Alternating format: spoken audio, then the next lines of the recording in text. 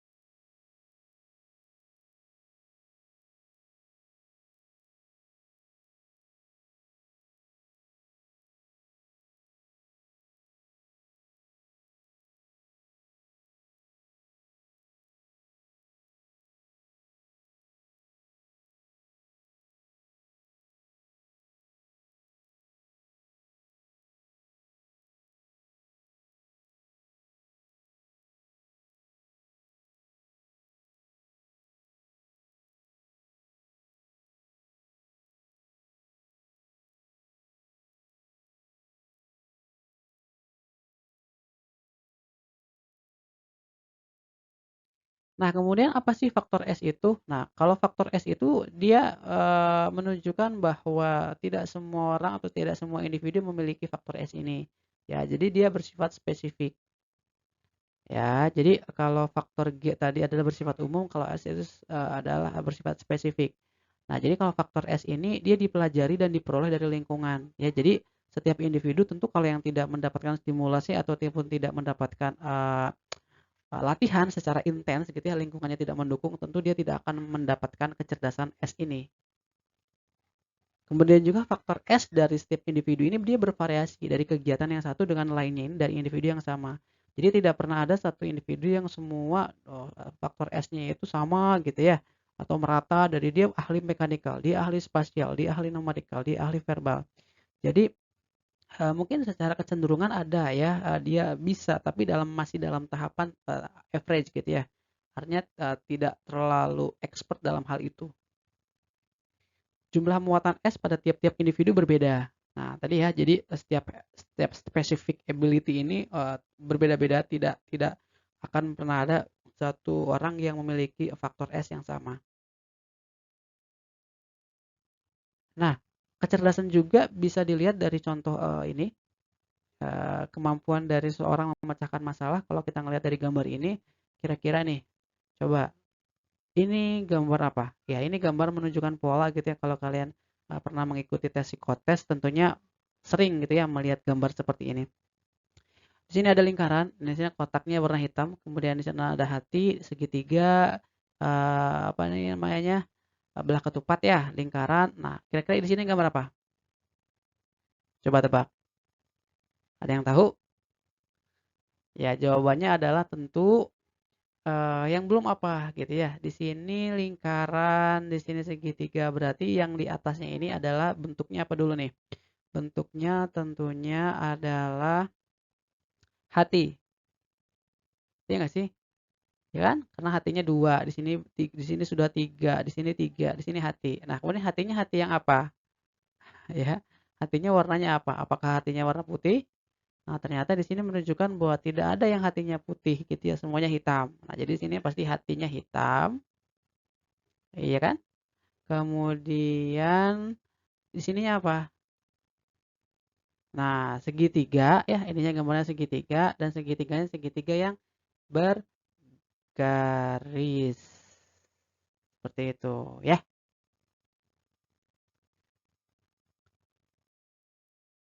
Nah, kemudian berikutnya yaitu seorang ahli psikologi berikutnya yaitu yang dikenal dengan Louis Thurston. Dia juga seorang ahli psikologi. Dia beranggapan bahwa kecerdasan itu katanya dibagi juga terdapat berbagai macam jenis kegiatan apa jenis kecerdasan. Yang pertama yaitu ada yang namanya verbal comprehension, kemampuan memahami makna kata. Kemudian ada juga word fluency, ya. Dia kefasihan menggunakan kata-kata, kemampuan memikirkan kata secara tepat, ya, apa namanya, sehingga intinya adalah dia bisa bisa dikatakan sebagai kecerdasan linguistik gitu ya. Cuman berbeda istilahnya, kalau Louis Thurston itu dia menggunakan istilah word fluency, kemudian juga ada yang disebut juga numerical ability ya, kemampuan bekerja dengan angka, spatial factor, dia kemampuan ruang, kemampuan mengingat memori, dan juga kemampuan perceptual speed. Ya, jadi menurut Thurston ini dia menganggap bahwa ya tadi sepakat gitu ya dengan apa yang dikatakan oleh Spearman bahwa ternyata kecerdasan itu juga tidak tunggal gitu ya. Artinya dia terbagi menjadi kecerdasan-kecerdasan spesifik lainnya. Terus sorry satu lagi ya ada yang namanya reasoning atau kemampuan penalaran.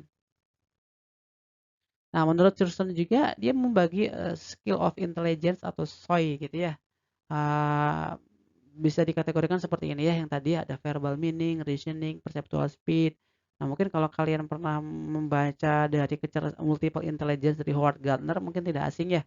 Oh, ini kayaknya mirip sama kecerdasan linguistik deh. Oh, kayaknya ini lebih kepada apa namanya kecerdasan intelektual deh atau kecerdasan matematikal deh gitu ya. Kalau ini kecerdasan sama nih kecerdasan bahasa. Nah, jadi memang ada beberapa yang apa namanya menunjukkan kesamaan gitu ya. Tapi ada juga memang yang berbeda.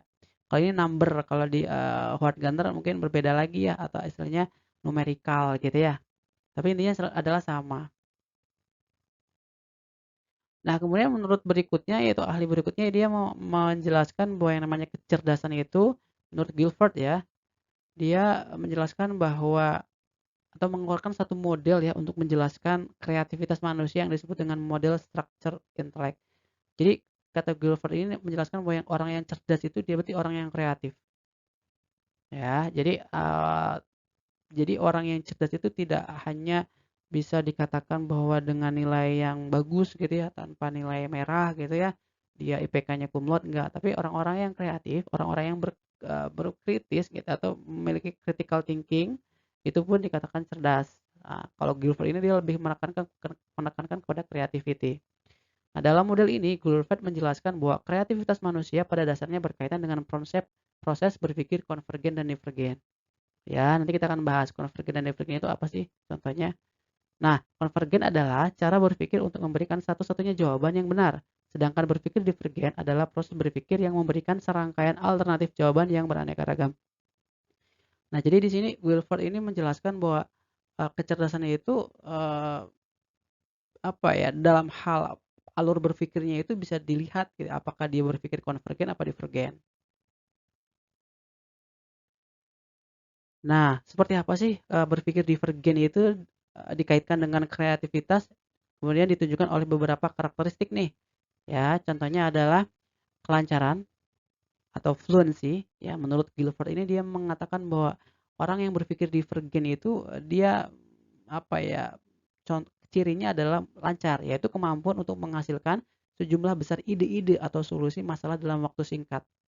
Nah, mungkin pernah ya mungkin ya teman-teman semuanya mendapatkan suatu masalah, kemudian ada mungkin teman kita yang wah langsung menunjukkan solusi atau menyarankan suatu solusi. Nah, itu bisa dikatakan dia adalah orang yang kreatif, mungkin cara solusinya out of the box gitu ya. Tidak tidak tidak tidak mainstream, tapi itu menjadi suatu bentuk jawaban dari permasalahan itu. Itu bisa dikatakan atau yang namanya adalah kelancaran atau fluency. Kemudian flexibility. Ya, flexibility yaitu kemampuan untuk secara bersamaan mengusulkan berbagai pendekatan untuk masalah tertentu.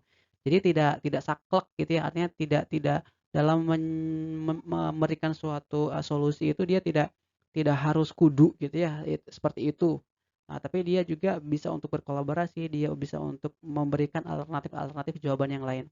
Nah, kemudian tidak hanya itu, bahwa ciri orang yang berpikir divergen menurut Guilford itu dia originalitas, yaitu kemampuan untuk memproduksi hal-hal baru, ide-ide aslinya apa. Jadi tidak copycat gitu ya, tidak copy paste dengan ide atau gagasan lain, artinya dia punya suatu keunikan atau novelty atau kebaruan tersendiri.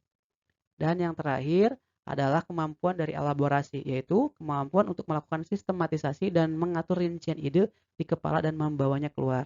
Nah, bisa kita lihat di sini ya, how do you measure them. Jadi ada originality, fluency, flexibility sampai dan elaborasi. Nah, menurut Wilford mengatakan bahwa yang namanya orang-orang cerdas itu dia mampu untuk berpikir divergen. Oke, ini juga ini ada yang disebut dengan model struktur Guilford gitu ya. Bisa dikatakan di sini ada proses atau operasi, di sini ada produk, di sini ada materi atau konten. Ya, kalau proses ini dia ada istilahnya kemampuan untuk evaluasi, konvergen, divergen, ingatan, kognisi. Sedangkan kalau kita ngelihat dari sisi produk, ini bisa dilihat atau dibagi menjadi indikatornya ada unit, kelas, hubungan, sistem, transportasi, implikasi. Sedangkan materi materi atau konten ini bisa dilihat dari bentuknya itu apakah figural, simbolik, semantik ataupun behavior perilaku. Jadi semua indikator-indikator ini yang dikaji dari model kecerdasan dari Guilford Structure of Intellect atau SOI. Nah, mungkin kita akan bahas di video berikutnya ya lebih detailnya. Kemudian contoh-contoh nih, contoh-contoh dari pertanyaan divergen itu kayak gimana sih menurut Guilford? Nah, jadi hmm, contoh pertanyaannya yang paling sering yang bisa menunjukkan bahwa ini nih pertanyaan divergen nih, yaitu tadi kan ya pertanyaan divergen itu cirinya adalah dia tidak memberikan atau menanyakan pertanyaan itu dengan satu jawaban, tapi bisa memberikan jawaban dengan berbagai macam cara atau jawaban gitu ya. Contohnya adalah hal-hal yang paling kamu senangi. Nah, berarti kan ini kan dia menuntut, pasti jawabannya berbeda-beda kan setiap orang. Nah, ini adalah pertanyaan divergen. Jadi jawabannya tidak, iya dan tidak gitu ya. Tidak tidak hanya terbatas 2 pilihan multiple choice itu, tapi dia bisa, luas gitu ya. Nah, contoh pertanyaan berikutnya adalah, tikar sebenarnya dapat digunakan untuk apa saja sih? Nah, pasti kan kalau kita punya tikar kan, orang-orang kan pada kreatif gitu ya menjawab apa, itu juga sama, itu adalah pertanyaan divergen.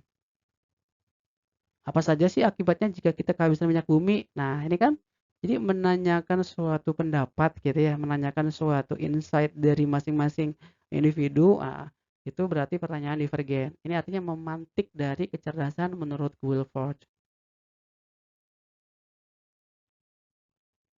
Nah, kalau dalam berpikir, evaluasi gitu ya, contoh pertanyaan dari cara menanyakan evaluasi, apa sih manfaat dari menabung? Nah, ya, manakah yang lebih baik mempunyai anak banyak atau sedikit? Nah, itu contoh-contoh dari pertanyaan evaluasi gitu ya. Nah, jadi kalau kita ngelihat di sini model of thinking-nya di Wilford itu dia, biasanya dari suatu question, pertanyaan, itu idenya banyak banget, ya, bercabangnya banyak banget, ya. Tapi kalau konvergen kebalikannya, dia bersifat, eee, jawaban itu dia harus didukung oleh berbagai macam fakta gitu ya. Artinya dia, ya tertutup gitu ya, iya dan tidak, ya. Jadi kalau konvergen itu dia biasanya itu using logic, kalau yang divergen itu dia imajinasi, ya otak kiri lah gitu ya. Atau disebut juga kalau divergen itu dia creative horizontal thinking brainstorming. Kalau ini, critical, vertical, analytical, linear thinking, thinking outside the box. Nah, jadi, seperti ini, perbedaan dari, kecerdasan menurut Wilford. Kemudian, terakhir mungkin ya, setelah kita memahami makna terkait dengan kecerdasan itu apa, nah di video berikutnya mungkin kita akan lebih spesifik mengenalkan atau mendiskusikan salah satu kecerdasan, yang dikemukakan oleh psikolog kita ya, artinya dia seorang ahli psikolog juga bernama Howard Gardner. Dia memberikan suatu, hasil dari penelitiannya yaitu manusia memiliki beragam kecerdasan majemuk. Seperti apa itu, kita lihat di video berikutnya. Itu saja mungkin untuk video kali ini, saya akhiri. Assalamualaikum warahmatullahi wabarakatuh.